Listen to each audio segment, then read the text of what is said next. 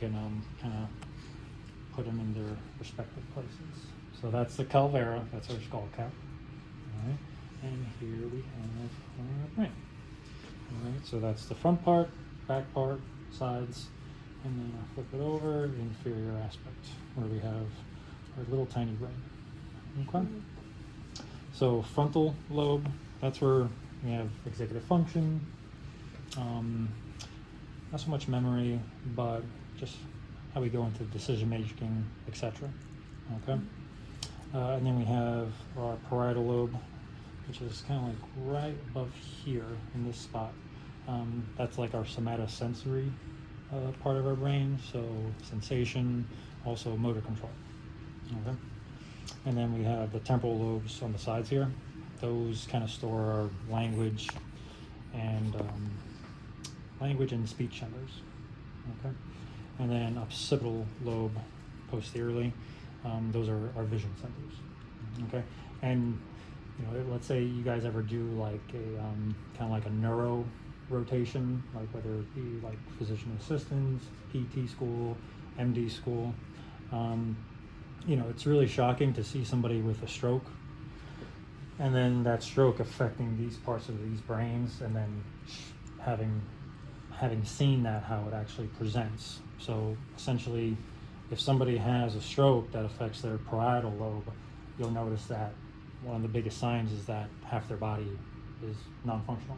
They can't move half their body, depending on what side was affected.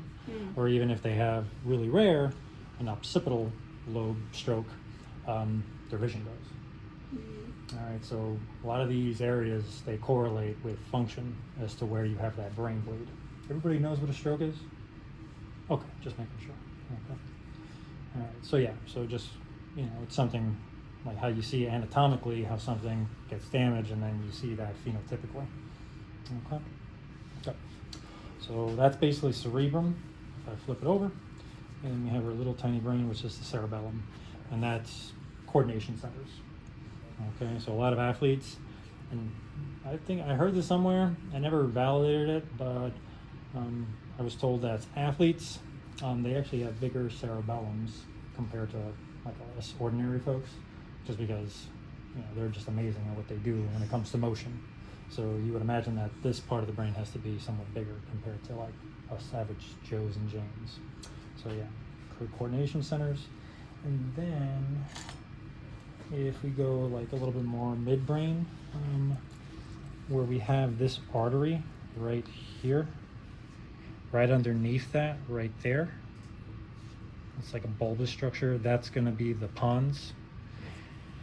And then if we keep moving inferiorly, like right around here, that's going to be the medulla oblongata. Okay, and then we're basically where the spinal cord was cut. Beyond that point, all right, that would be spinal cord. Okay, so spinal cord, medulla oblongata, and pons. Okay, and these are kind of like the centers of like our primeval brain.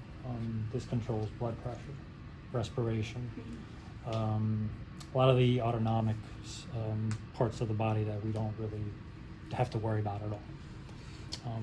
Really scary when you have a brain bleed here, because if this goes, person has to be on life support, and there's really no coming back from that. It's like basically the person's a vegetable at that stage, and then, which is scary because they are aware of their senses, but they can't do anything about it, which is like a nightmare, you know. So yeah, but basically there's really nothing nobody can do at that point. Okay. Sure. Other than that, I'm gonna go right into the vasculature, which is pretty easy. Okay. We're gonna revisit vertebral artery and the internal carotid arteries, because this is where they show up in the brain. Okay. So posteriorly, the first two vessels that we cut, so right here and right there, those are going to be the vertebrals. Okay, and next week I'll show you where they actually come from, because this is not a good view. But they come up right from the spinal cord, right there, and then they come together, and then they form this artery right there, the basilar artery, and that kind of goes right over the pons. Okay. And then from basilar, this is what we know as the circle of Willis. All right, so it basically forms a circle of vasculature. This is where we start getting kind of branches of the cerebral arteries.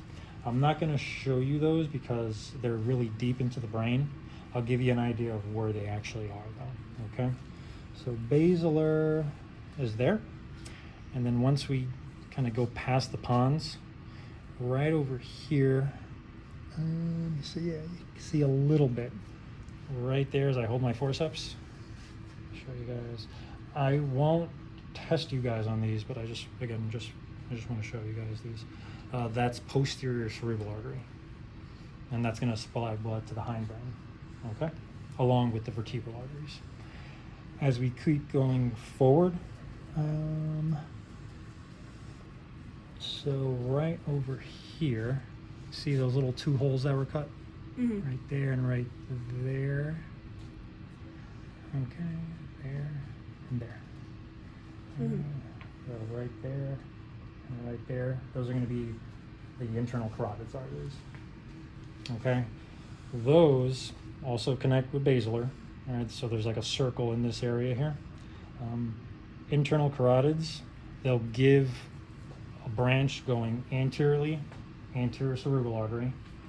I was trying to see if I could find, actually I could see some of it. So right, I got right there. That's a little bit the anterior cerebral. Right there.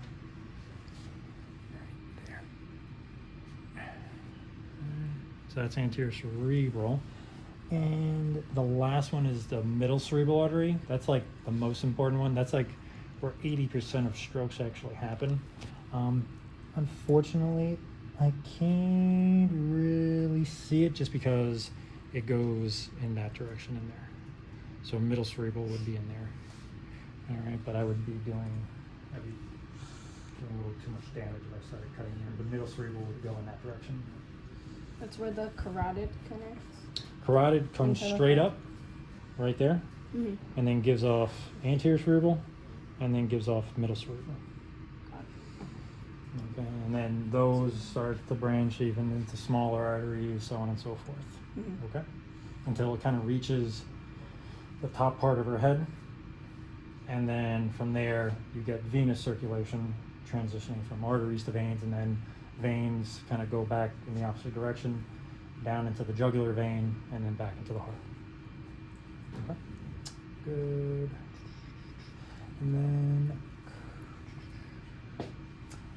other than that, the rest would just be, I would be starting the cranial nerves, so I'm going to save that for next week. Okay, good. But now I want to show, oh yeah, and I got to show you the arachnoid matter too. But let me show you the dural folds first. So, let's see. I don't want to work too hard by keeping this skull up. But the first dural fold, this is actually going to go in between the cerebral hemispheres, is this big guy here. So that's going to be the falx cerebri. Okay, so that's going to go in between here. Okay, so that's falx cerebri. And this is actually the starting point of our venous circulation. So the dural sinuses, also just another word for veins. If I flip this open like that, see that opening there? That's a dural sinus. And that's a dural sinus. So blood comes all the way up, drains into the dural sinus, and then goes back down into, they're basically called caverniferous veins or sinuses, and then those go into the internal jugular vein. Don't worry about caverniferous or all that stuff. I'm just giving you guys the idea of how the circulation works. Okay, so that's falx cerebri.